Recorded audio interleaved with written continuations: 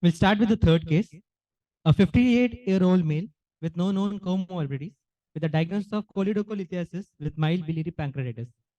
A 58-year-old gentleman presented with complaints of abdominal pain, which was for past 5 days. It was sudden in onset and it was generalized type of pain, more over the upper abdomen. It was throbbing in type in nature and it is moderate to severe in intensity with no specific aggravating or relieving factors, and there was no radiation or migration of pain. Patient is a chronic alcoholic for last 30 years with last binge 1 month back. Examination wise, per abdomen was soft, epigastric tenderness was present, there was no organomegaly, and bowel sounds were present. Investigations wise, urea creat was 36 and 1.3, sodium and potassium was 136 and 5.2. Total bilirubin was 0.75 and direct bilirubin was 0.21. AST was 95, ALT 179, ALP 245 and GGT 290. Amylase lipase was elevated, it was 266 and 378. Counts wise, it was 8050, hemoglobin was 12.1 and platelet was 2.25 lakh. We proceeded with radiological investigations for the patient. USG was done, in which gallbladder was partially distended with no cal or no sludge. CBD was dilated. The caliber at the porta was 1.1 centimeter and at distal CBD was 8 mm, and a hyperechoic focus of 5 mm was noted in the proximal CBD, possibility of calculus. Impression was made of possibility of choledocholitis. CT and MRI was also done for the patient.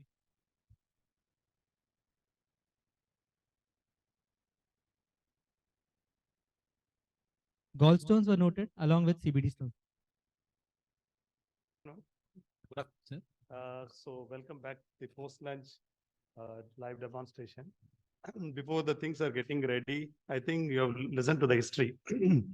Yeah, 58-year-old male with biliary pancreatitis, and the amylase lipase was elevated. Still, there is a stone in the bile duct. I mean, this is an indication for an ERCP. So already patient had a biliary pancreatitis. There is a stone. Definitely need an ERCP. And there are a lot of consensus whether when to do ERCP when there is an acute setting, how early you have to do. So it's always a debate. Normally for in real practice, when somebody is coming with acute pancreatitis, we need to do ERCP as early as possible, because once acute pancreatitis sets in, especially when acute episode of pain and documented pancreatitis, is always a challenge to go inside. Once a ileus sets in, it's very difficult to go inside the stomach. The duodenum also will be edematous. Papilla will be edematous. Unless you have a strong evidence of a stone in the papilla, then you need to go for an ERCP. There is always a lot of gray areas are there. But the definitive indication for an ERCP in a biliary pancreatitis, one, when there is a patient is having cholangitis, or when the patient is having an obstruction which is documented by the imaging with pancreatitis, then you can do early ERCP as early as 24 to 48 hours. The more you delay, the pancreatitis sets in, patient may have a respiratory distress, you may have a pleural effusion or ARDS, patient may have an ascites or a ileus. So the ERCP will be always challenging.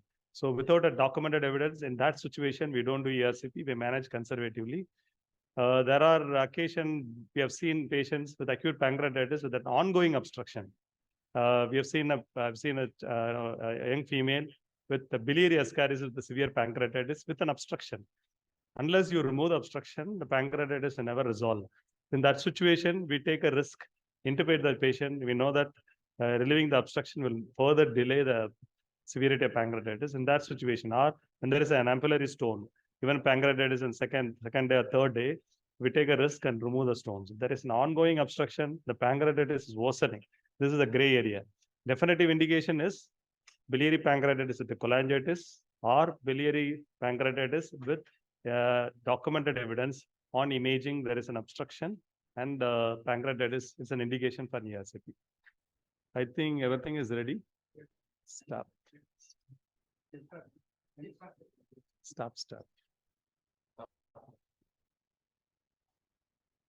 Stopness we need. Sir, one question, sir. Yeah.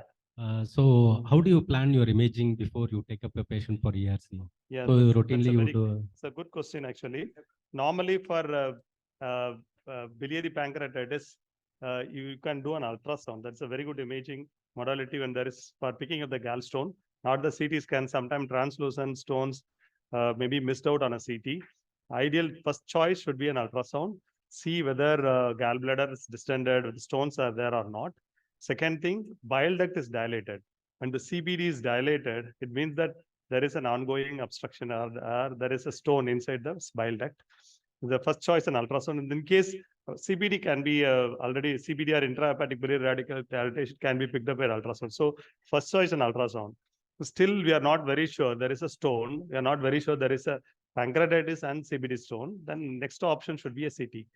Contra CT or a plain CT will tell you if there is a radio opaque stone in the gallbladder, then definitely you will pick up a stone in the bile duct.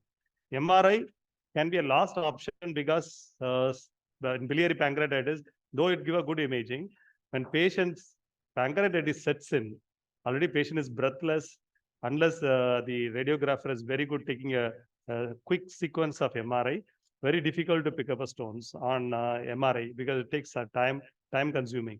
So the initial choice in ultrasound, the next option is CT, then last is MRI. Then the fourth option is endoscopic ultrasound.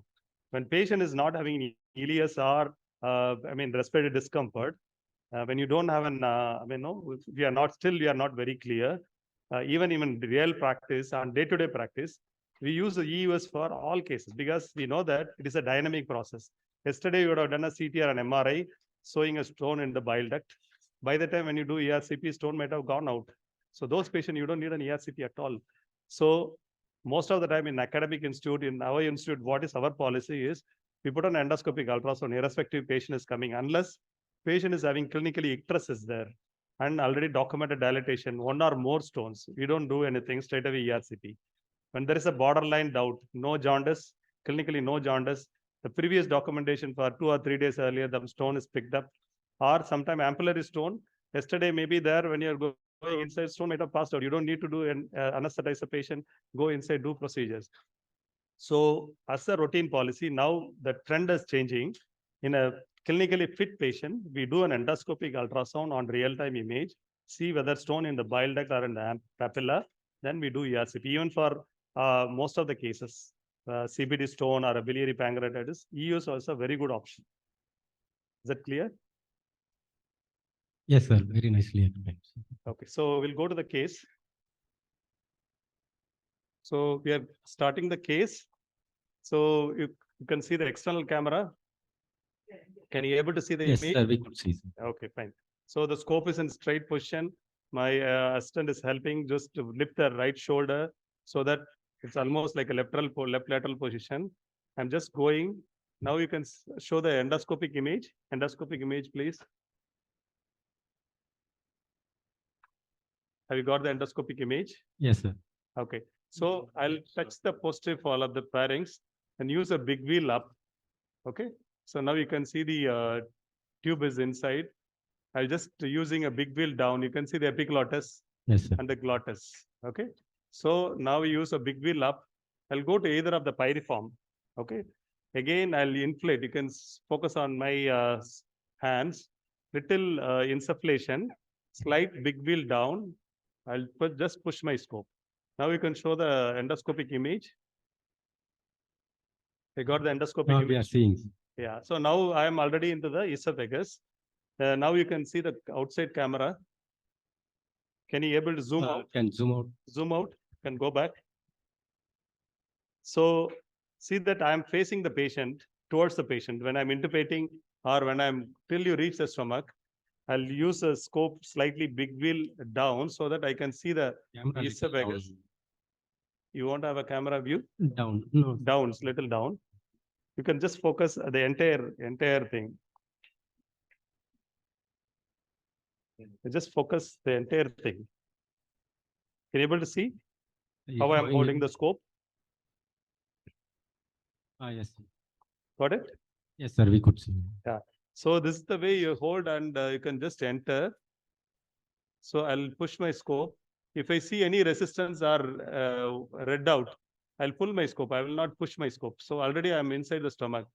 Have you got the endoscopic image? Yes, sir. We are seeing. Yeah, see there. You can leave the just hold till I intubate the pylorus. Just pull the patient. So I'm already inside the stomach. So you can see the gastric rugal folds. So you can see the fundus, this is the fundus. I turn my body right. You can see when he's focusing, I think, outside external camera focusing, I turn towards the screen. Initially, I was facing the patient. I turn towards the screen, push my scope in. So you can see the pylorus. Hope you're seeing the pylorus. Yes, sir. Yes, sir. So if I use a big wheel down, you can see better pylorus. You can see the pylorus better. So, but you can't go with like this. So I use a big wheel up so that like a sunset. Sun is setting like this. So if I push, it'll go into the first part of the duodenum. Okay, so I'll come back. So now I am in the first part of the duodenum. Again, there are some challenges maybe. So here. So here the first part, if I use a big wheel down, you can see this is the D1, D2 junction. You got it? Yes, sir. So I'll come back again. I'll come back again. You can see the pylorus. See the pylorus? Yes, sir. Slightly big wheel up so that I'm going in. Straight away went into the D1, D2 junction. You can see that this is the D1, D2 junction in a duodenoscope. Yes. So here onwards, I told you, the external camera focus the scope handle. So small wheel right and locking. And 1 minute. So the already is there in the D2. So what I'm doing, small wheel right, lock it, then pull the scope little slowly. Then you go away from the papilla. Then unlock the small wheel. Then pull the scope little up. You'll see the papilla here. Can you see the papilla here? Nice. Yeah. So this is how we have to do a side-weak duodenoscopy. You can see that nicely bile is coming out, but this is not a good sign. So people will be very happy seeing the bile is coming, papilla is wide. So it's much easier. It's not so. So every case is different. Papilla is wide open. So the initial phase when you're squeezing the bile duct, when you're going inside, so bile duct is squeezed, then the bile is always come. So what I'm trying to do is just pushing the folds away. I want to see the papilla. So it's hiding behind the folds. See?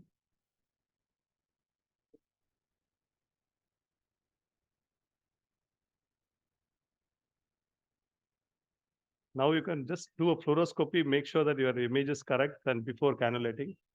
Fluoro can leave the patient flat. Fluoroscopy focus here.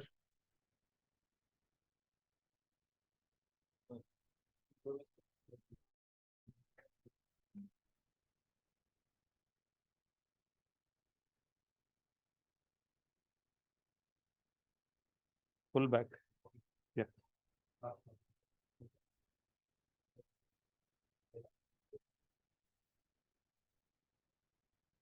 Green.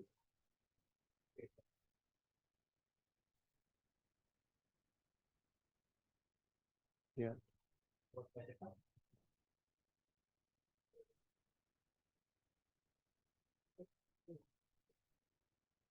Now you have to push this way.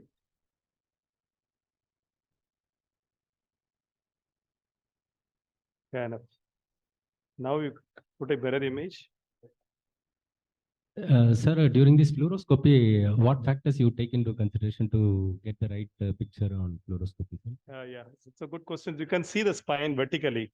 What you are seeing now, Yes, sir. on your left of your screen, left side of your screen should be the right.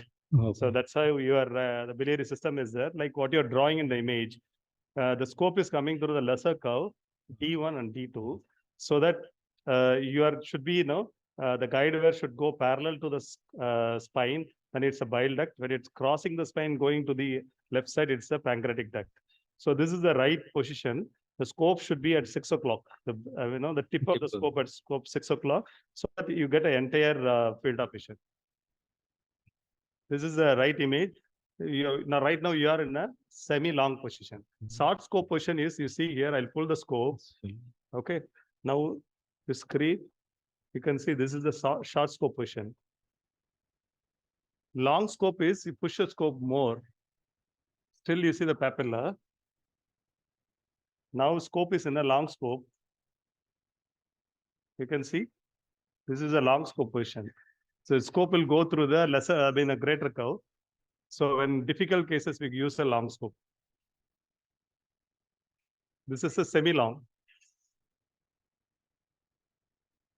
So now I'm going to cannulate my assistant is putting the wire out. So I'm going to touch the papilla at 11 o'clock.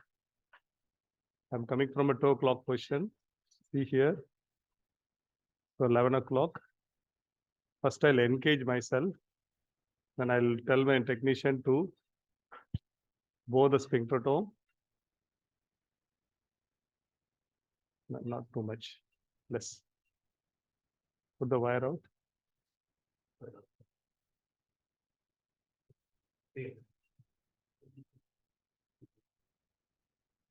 It's going behind the folds, or you can push wire. It's a very floppy papilla. It's always tricky because very floppy and it's hiding behind the folds.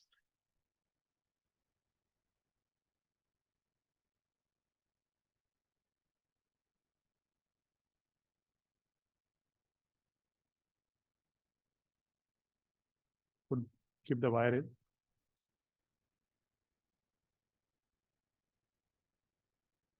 So these kind of cases, even pre-cut also is difficult. It's very far away from your scope. So now we have a better visibility. Wire out.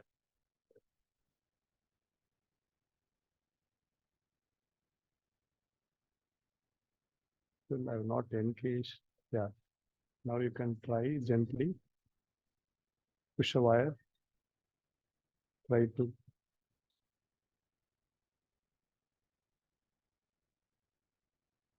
No, it's coming back gently.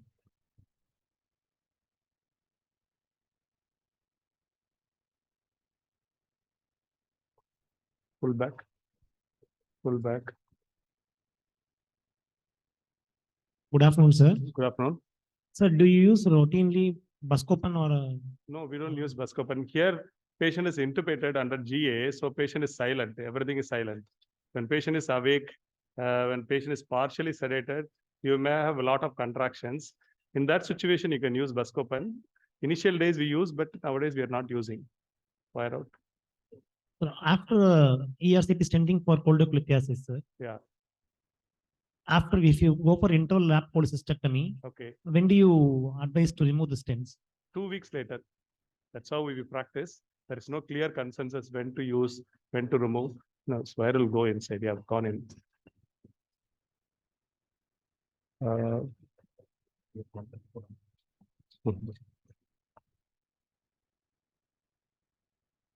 Slightly pull the wire, you can put a contrast.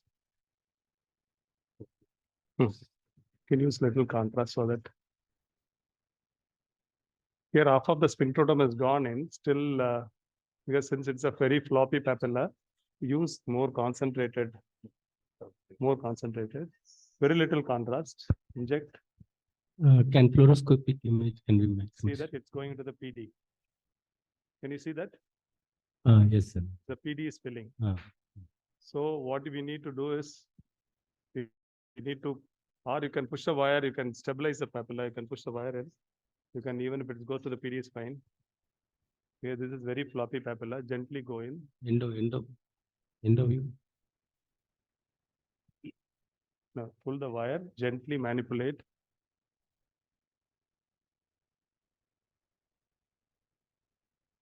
No, pull back. Pull back. Have you tried? Wait. Now you try. See that? Gently.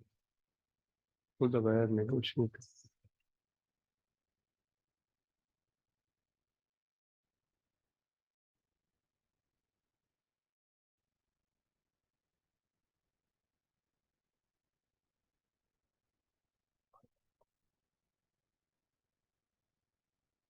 No, don't use pressure wash.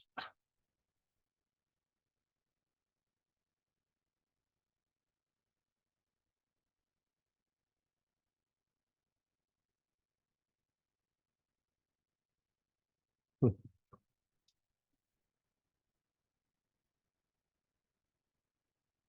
Wire out.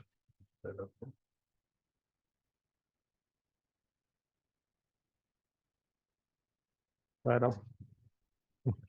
No, turn, rotate. So now my technician is just rotating the wire, just slightly facing up. Both the spindle down. An external image we see this one and moments and endoscopy of the Less spin, less bowing. Okay, fine. Try.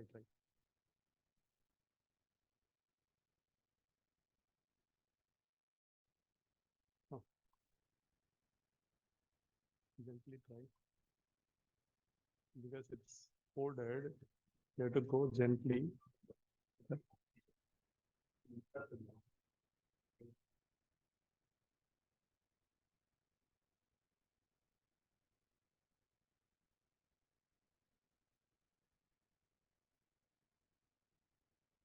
Went in. Yeah, go inside the PD. Pull back and go inside. Go inside. Go. There it is going. Pull back, and then the PD. Go gently. So it should not have a side branches.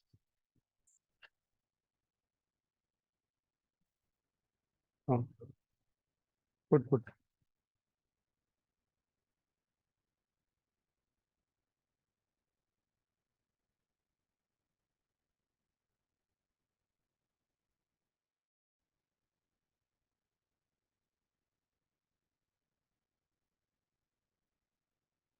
Scope, hold it here. Hold the scope. Put some more contrast and see. I'll go in. Wait a minute. Put the pile duct, inject pile duct or pancreas. PD. Wire is gone.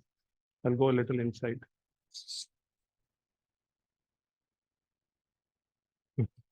Exchange. Now this case again, we don't want to lose the access. Change the wire. We don't want to lose the access because papilla is so floppy. Even pre-cut also is not so easy, and not like a last case. It's very far away from the scope.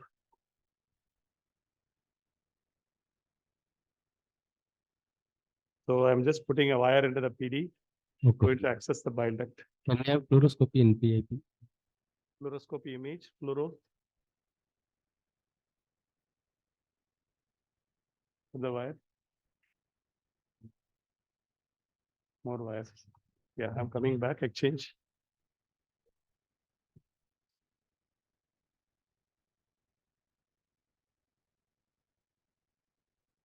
Get a thermo. Flush and get a thermo. Angle thermo.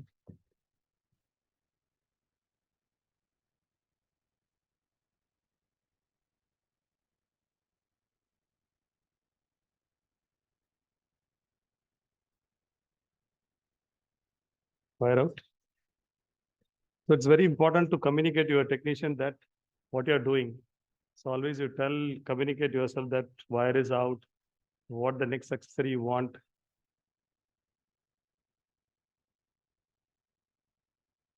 And sometimes he guides that actually, don't do that, you stop here, you turn this way.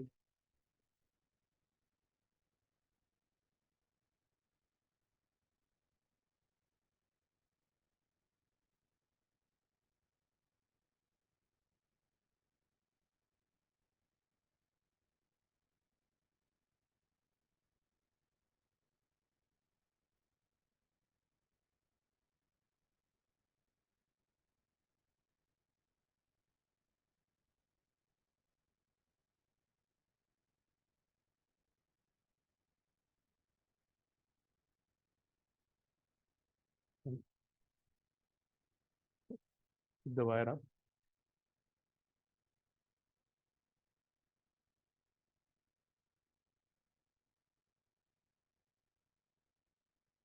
Wire out.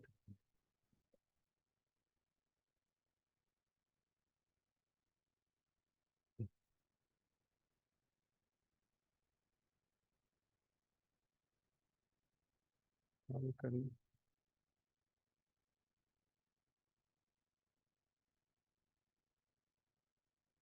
pull the wire. Yes. Bow. So now you see that fluoroscopically, focus on fluoro, you can see two different systems. Now he wants to try into the PD. No, wait. Again, same trouble. Pull the wire back. The axis is correct, but push. Can we have fluoroscopy image? When you are manipulating, just go straight.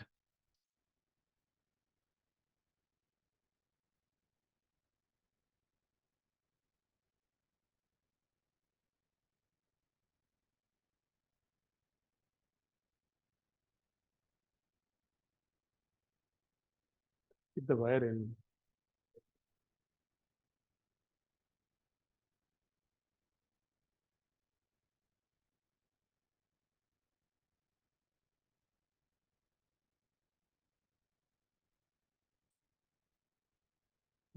Go. We are in the PD. Just push the wire in.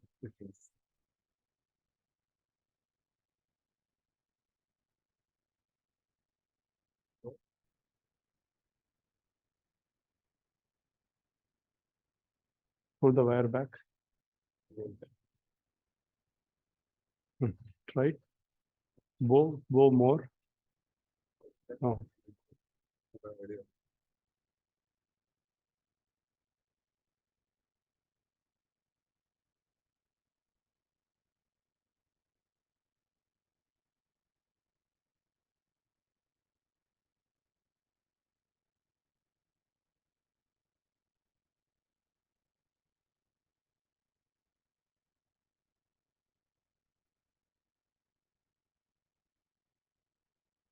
Try.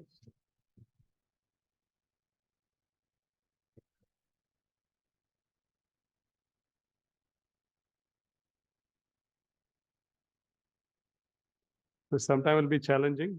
The most important rate limiting step is cannulation. Without that, ERCP not possible. Keep the wire straight or up. Rotate the wire and stay there.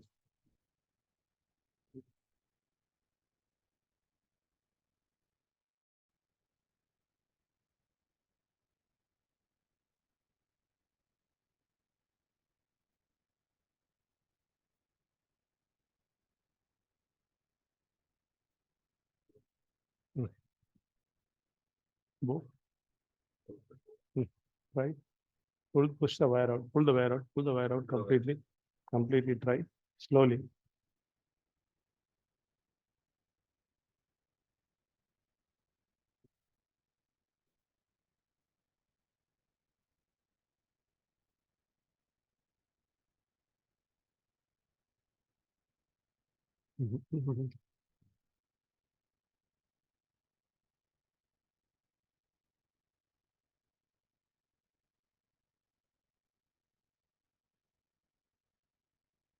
Good try.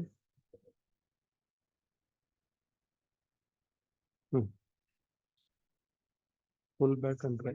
Pull back.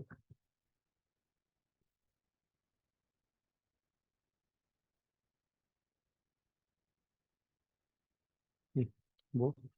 Go.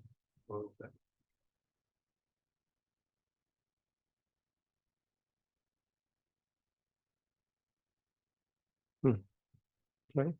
Try.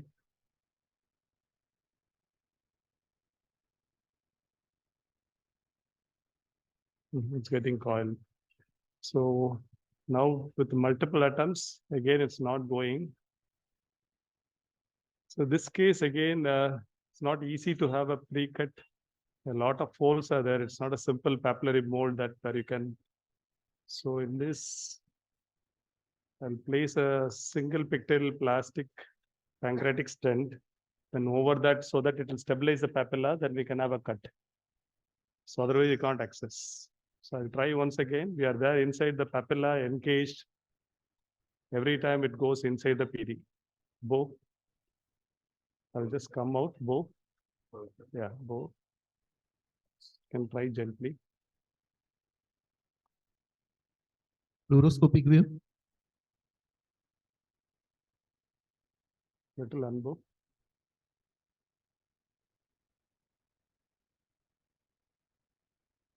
Right.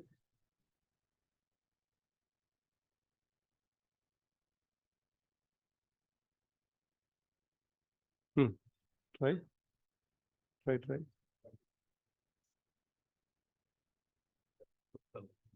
Okay, so we'll place a stent, 7 French 7 centimeter, single pictile, so that it will keep my papilla in a position. And over that we can have a pre-cut, or we can try to cannulate. Okay. Again, this case, you see here the papilla is not straight. It's not end-faced.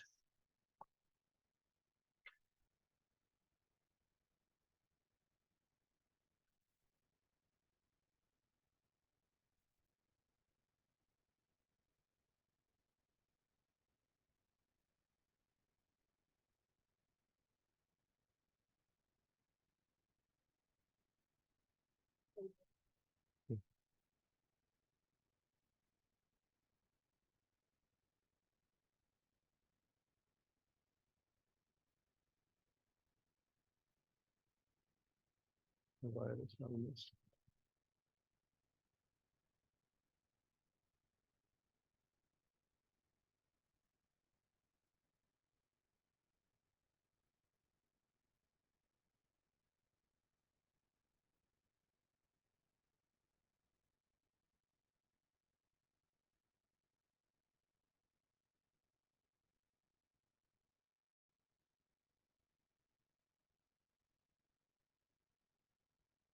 The bile is coming freely, but they're unable to access the bile duct. Traction.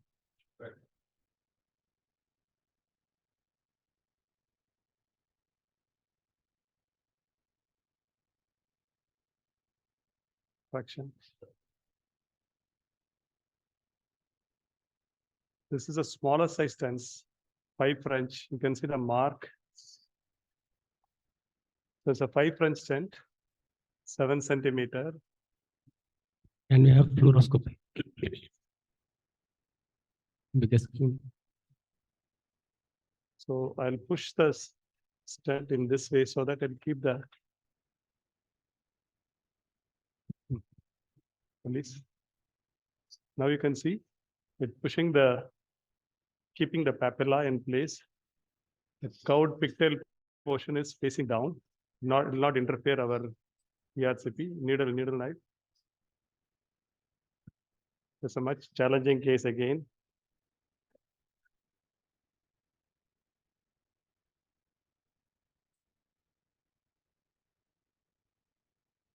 Take the high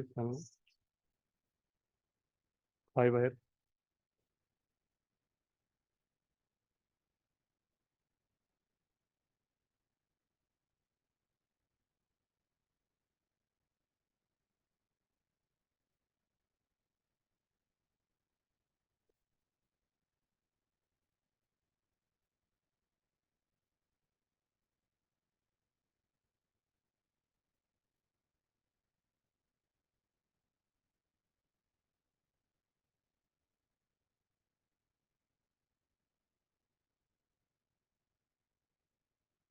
can we see the fluoroscopy image of this?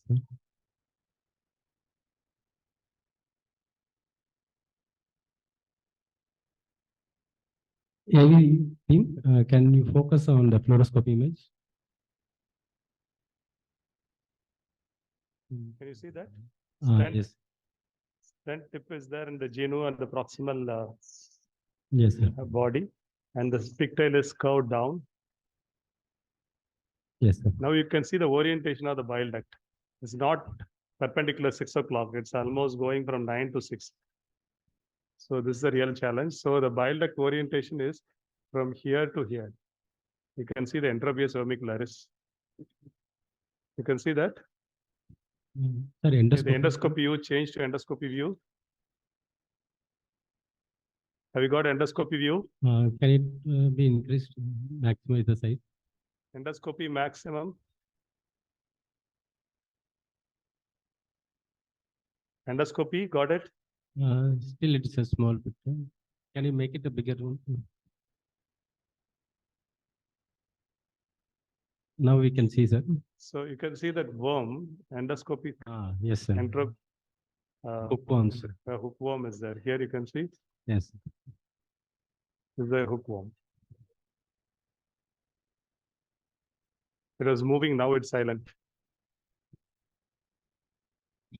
Okay, so now the axis of the bile duct is here. So it is, a lot of fold is there. You can't cut the entire folds. It is hiding inside. We try to cut as much as possible and try to cannulate. I'm not sure how it's going to be. Needle out. Let it be there.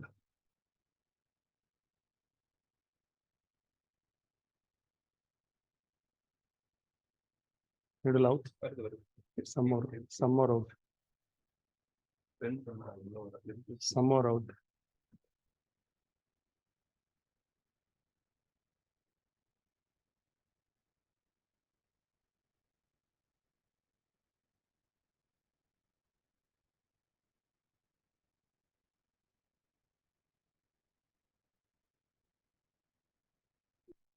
Needle is very small. Needle out. Oh, now it's okay.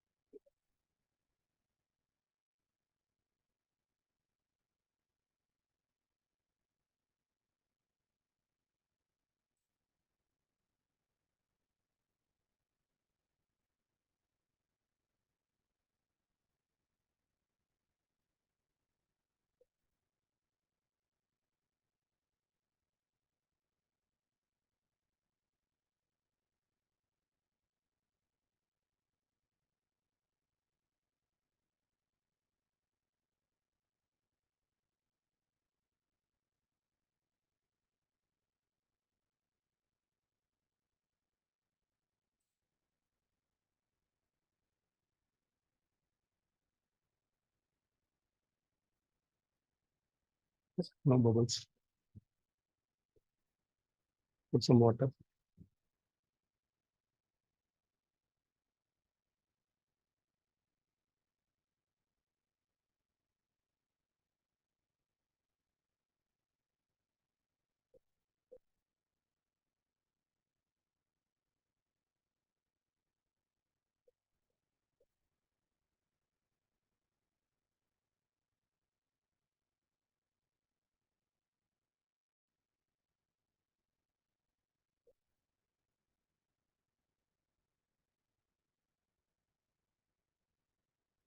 Wire out. Needle, keep the needle. Term out.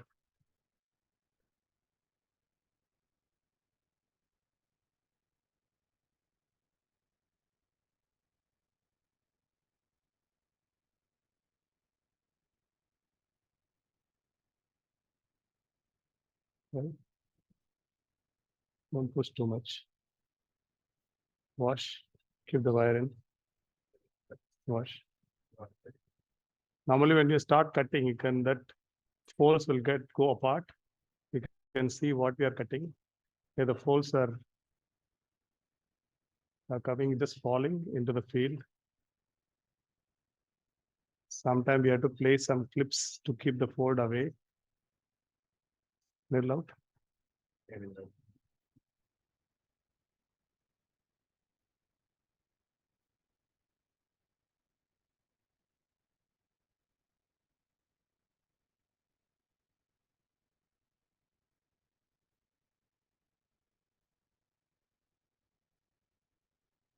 Wash.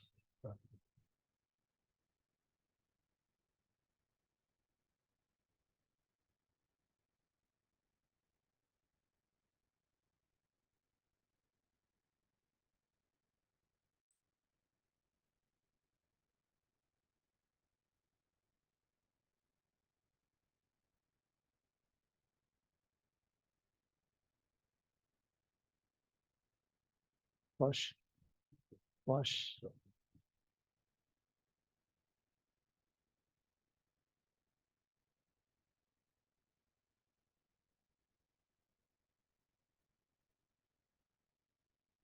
Needle in. Wire out.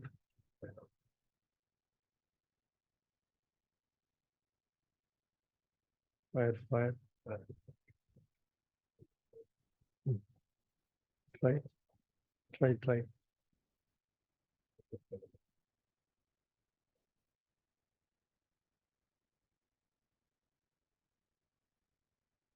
Pull the wire in.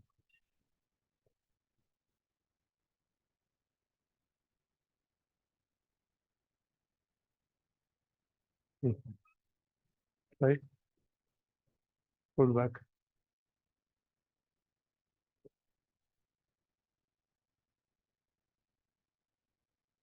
Get the sphincter on there. Push the wire. Now wire. Try. No.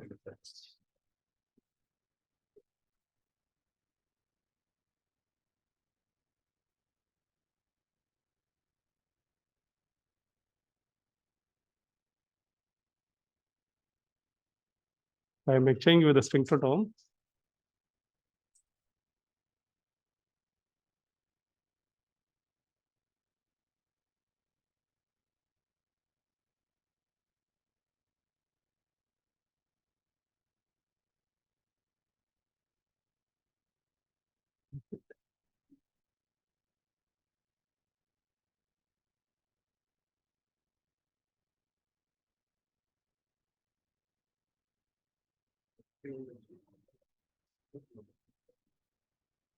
No.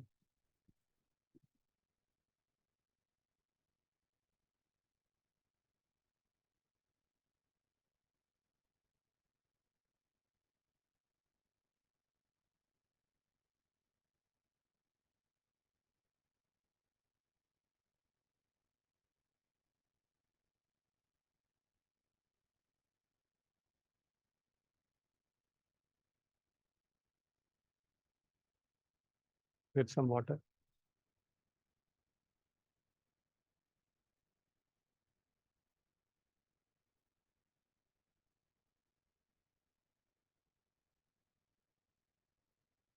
Flush.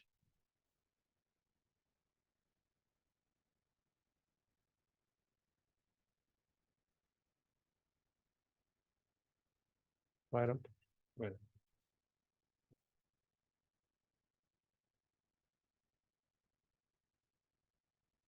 Right. Gently try. It's not going. Tell me. Not going. Tell me. Right.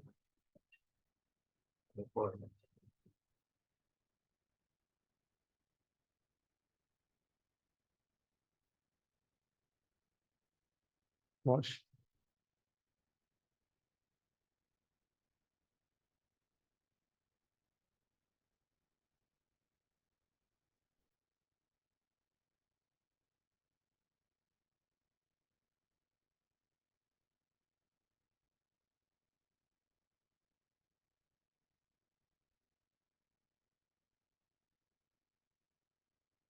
Wash.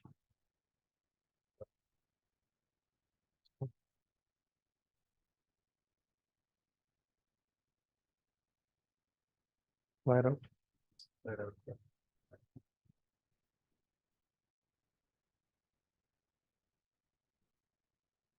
Right. Don't push.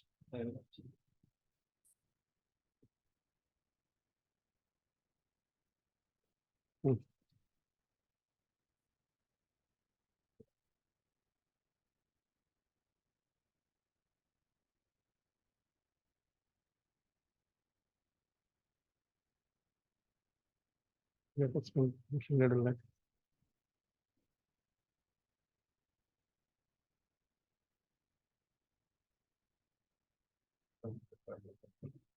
Look at the needle light.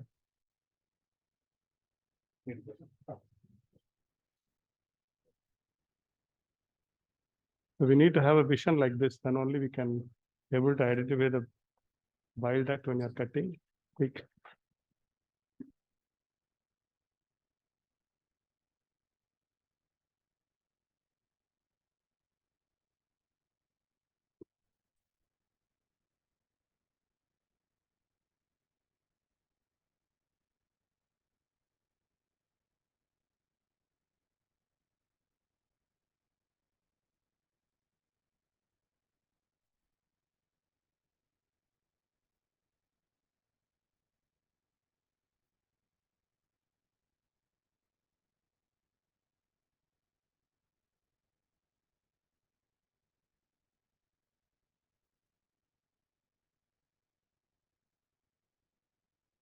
Wire out. Wire out. Needle out.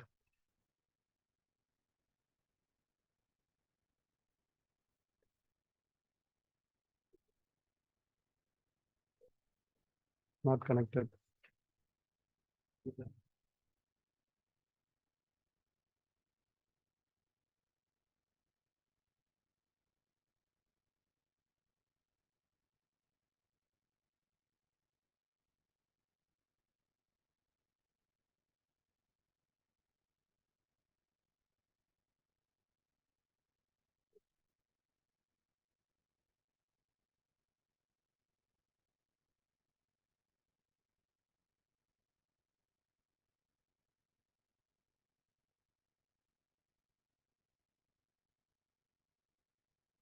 Wire. Wire out. Flush. Take the wire out. Flush. Put it in the water. Put it there.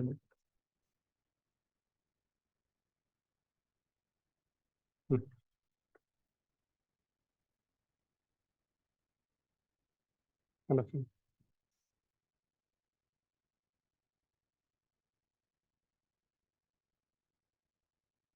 So we'll try for some time. Otherwise, we have to do it. Generally, in case of these kind of failed cases, generally we try with EUS guided interventions, EUS guided rendezvous. We puncture the bile duct from the first part of the duodenum, the second part, bring the wire out, then we do the complete the procedure. Otherwise, we have to ask our radiology colleague to put the wire and complete the procedure.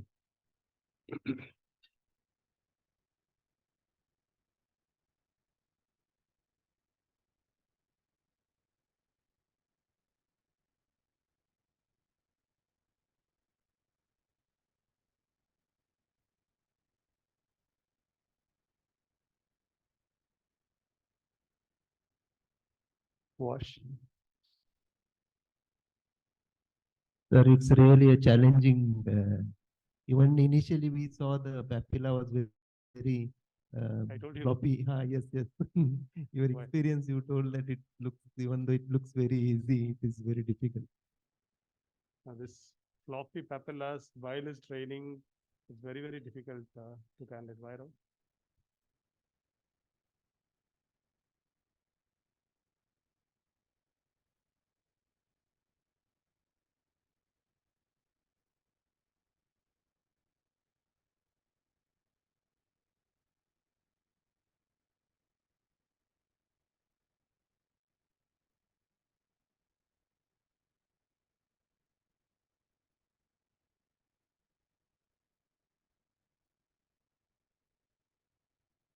Just hold here.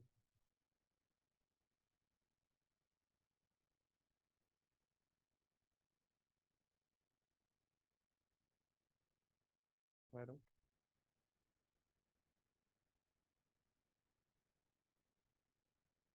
Right. And wait, wash.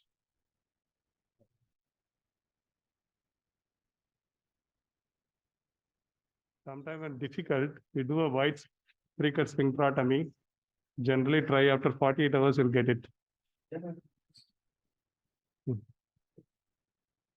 No.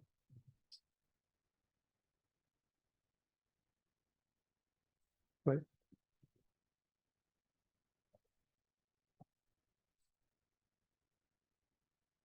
Wire went in. So now finally we've succeeded into the bile duct.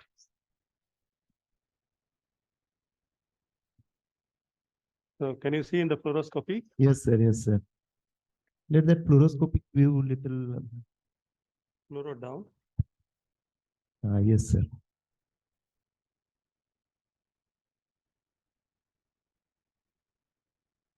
Yeah, inject contrast.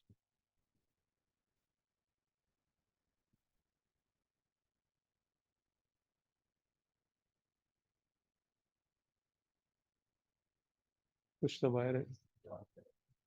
I think we can exchange the wire. I'll go inside. You can exchange the wire. Exchange. It's beyond the confluence, sir. Sorry? The guide wire is beyond the confluence. Yeah, guide wire is in the confluence. I keep the cannula in, I'm changing the wire. I don't want to lose the access. So this is very so difficult. We spend a lot of time for cannulating. Yes, sir. So this is a pre-cut needle knife. With that, we can't do a sphincterotomy. Okay. So sphincterotomy cannot be done. So what we are doing actually, exchanging the wire, the regular Visiglide 2.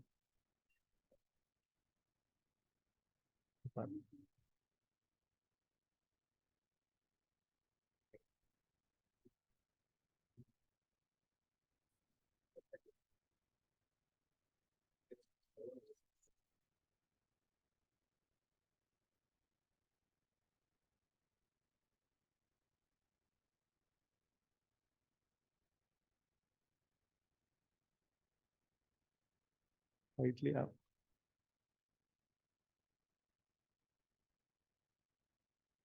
So now we'll put some contrast.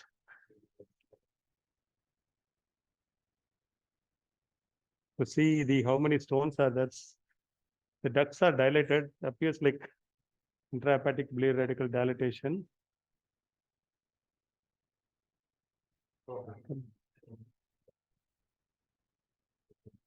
No, first, okay. If you want, you can change. So now technician want to change from the needle knife to sphincterotomy so that we can complete the procedure in one shot. So I'm just exchanging.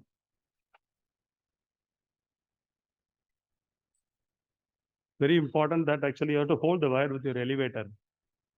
Otherwise, when you're doing the exchanging, so you lose the wire again. Out.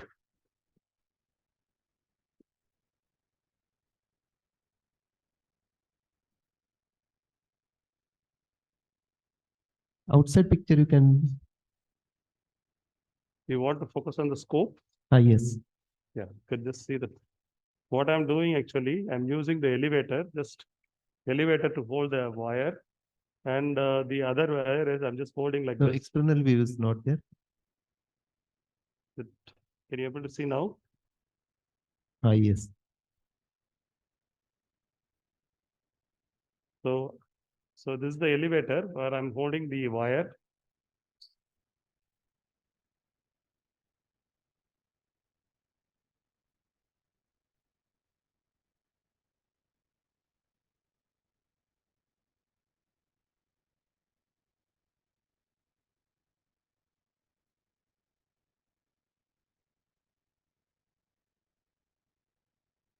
Yeah, now we can inject contrast. Fluoroscopic view can be made magnet. You inject.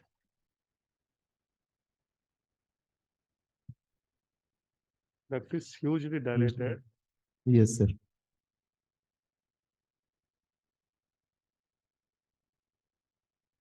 You can't see anything like a stone. Down, anyway, I'll inject. Nothing is there. But why there is a huge dilatation, it's surprising.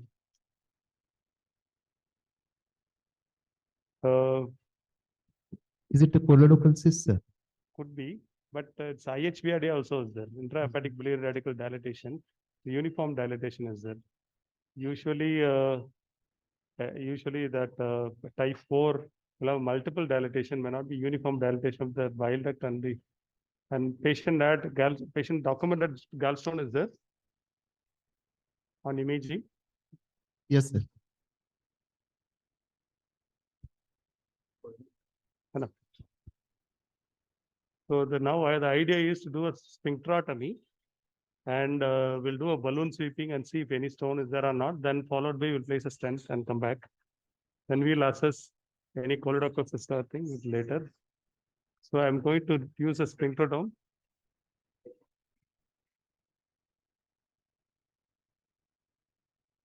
Do you got an endoscopic image? And we have endoscopic. Endoscopic image, please. Contrast. Endoscopic. Have you got your endoscopic image? No, not yet, sir.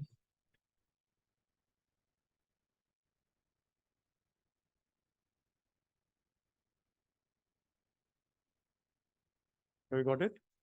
Yes, sir. Can it be maximized? Maximize endoscopic image. So I'm doing a sphincterotomy.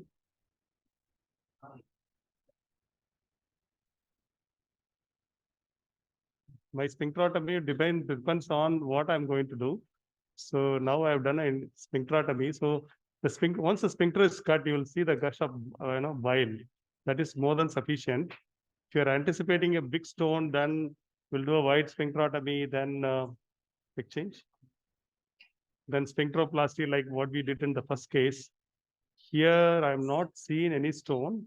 It's sometimes the distal that the bile duct is not clearly visualized. So there may be some stones. For our surprise.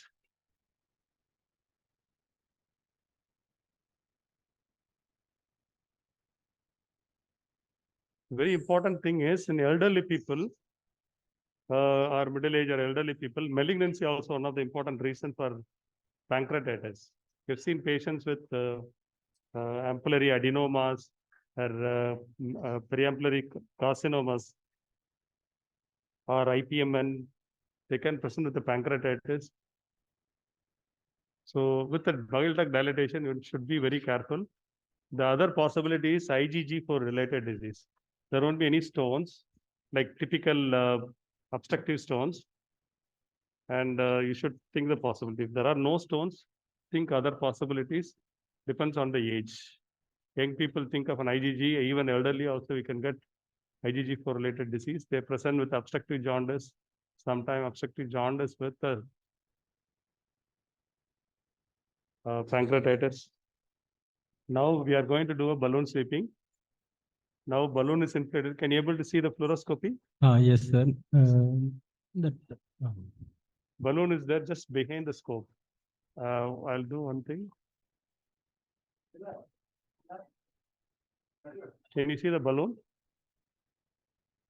Lots of reflection is there at that place, sir. So you can see the mark, black color mark is the balloon. Okay, sir. Okay, just adjacent to the stent, PD stent. Yes, sir. So I'm going to do a balloon sweeping here. Make the balloon a little smaller. So you can see that balloon is coming freely. Yes, sir. Again, once again, I'll try. Traction.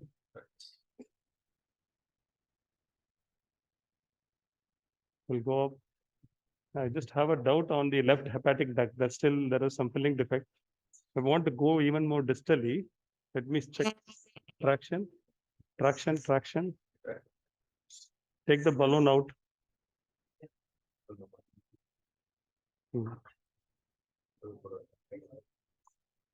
Now a balloon, small balloon. Now you can see the left hepatic duct. I had a doubt, is there a stone or not, but no stones. So run a sweeping. Here balloon is coming out. No stones are there. Once again. Not one. Traction. Yeah, balloon. Put a large balloon. Can you able to see the fluoroscopy?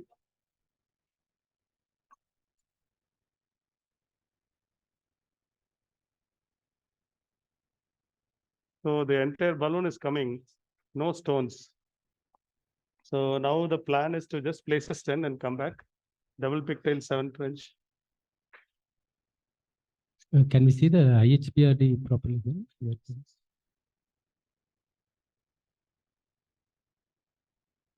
Got it? That intrahepatic biliary radical dilatation, how it is looking. You want to have a better imaging of the IHPR? Yes, sir. No, whatever that is there, we do. No, actually, I presume there was some filling defect on the left side. Okay. That's why I went to the left hepatic duct. I inflated the balloon. Generally, we go up to the hilum. We don't go into the intrahepatic portion. 7-7 double pigtail.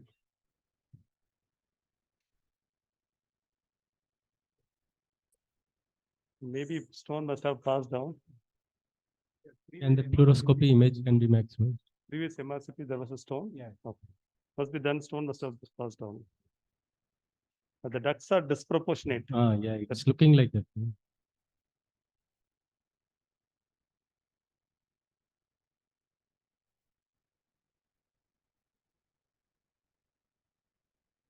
Looking like choledochal system. There is a stone which are documented, then there is a biliary pancreatitis. You know to think of a choledochal cyst with so much of IHBRD is there. It's uniform dilatation of the bile duct and intrahepatic biliary radical duct. And there is a gallstone, and the previous imaging showed a stone in the bile duct. Small stones can be there. Non-obstructive stones may be there in choledochal cyst. There are large stones, definitely it may not be.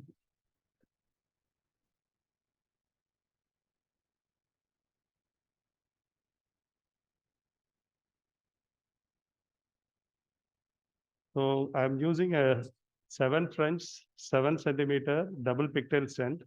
I told you this is my choice of stent because I don't want any migration of a bile duct stent inside or outside.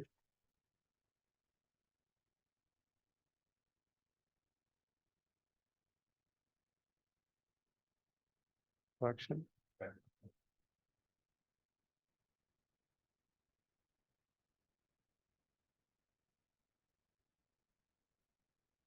Action.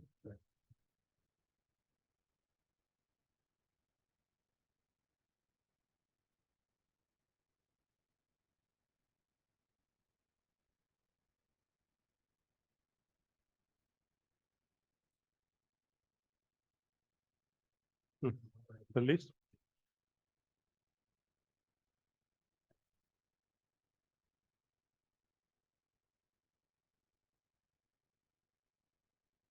Many times we place a small size pancreatic stent, it automatically slip out. You don't need to remove. Sometime when you're removing the after a cholecystectomy, you can remove both the stents. So how long you leave this stent in the pancreatic duct? Normally, pancreatic duct stent only to avoid pancreatitis. Anytime it can be removed or it may go out. Ideally, should not be kept beyond 3 months. That itself can cause pancreatitis changes. So we don't leave the stent not beyond maximum beyond 3 months. Okay, sir. Sir, and I have a question. Okay.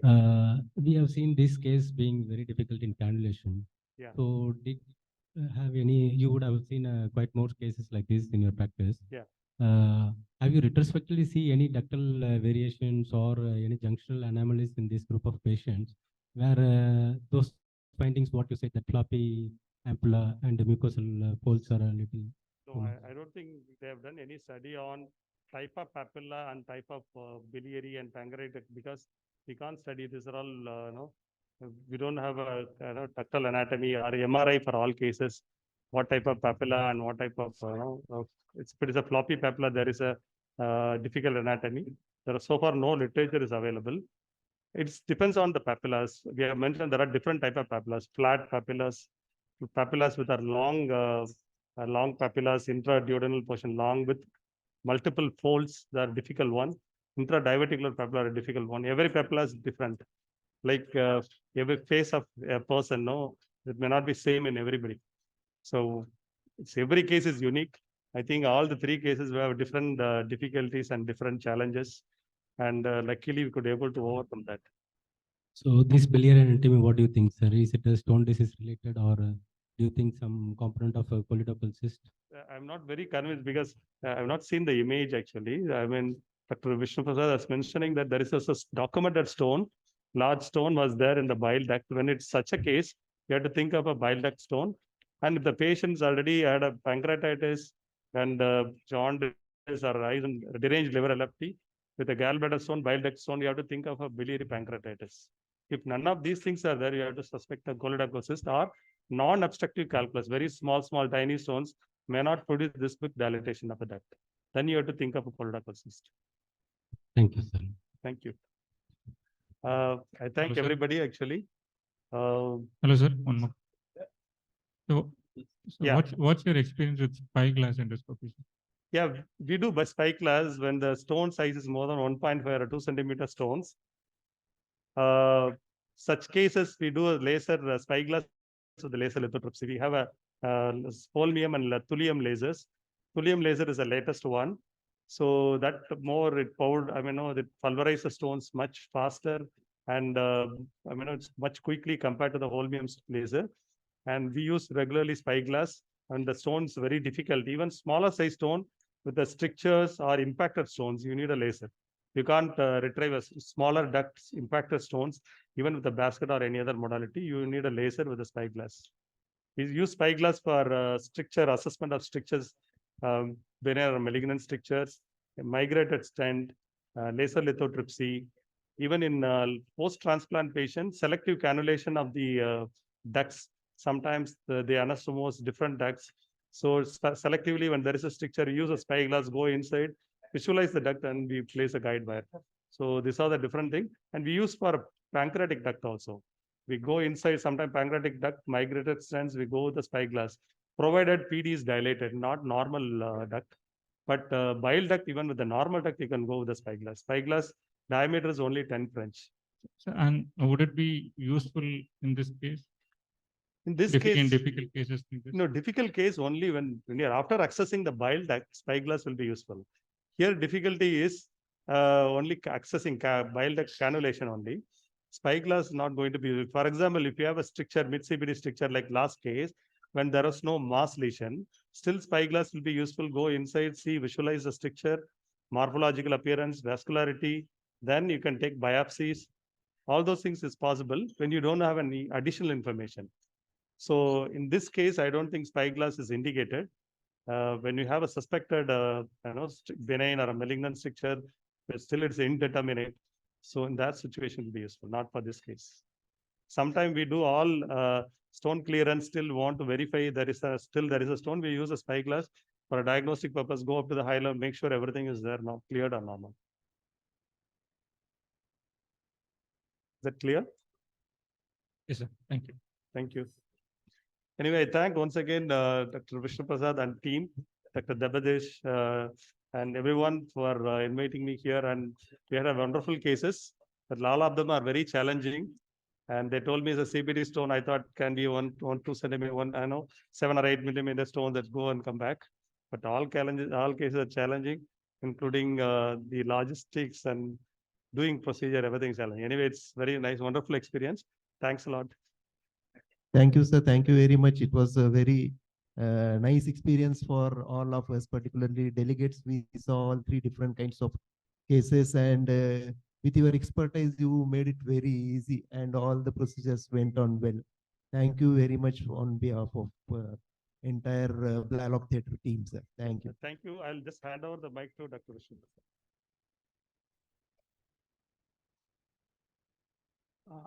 Am I audible, Uday? Yes, sir. Yes, sir. We have finished 3 cases. We are not going to do any further. Myself and Dr. Mahadevan will come to Blalock Theatre. So there will be some 5 minutes for interaction with Dr. Mahadevan. After that, we will give a memento. And at 3 o'clock, we will have an online lecture where Dr. Ishwaramurthy will be speaking on tips and tricks of biliary cannulation. Right? We'll come there in another 5 minutes. Please wait for us. Thank you very much. And I also extend my heartfelt gratitude to Dr. Mahadevan. We'll give a memento once I reach the Blalock Theatre. Okay, sir. We'll wait here. Yeah, thank you.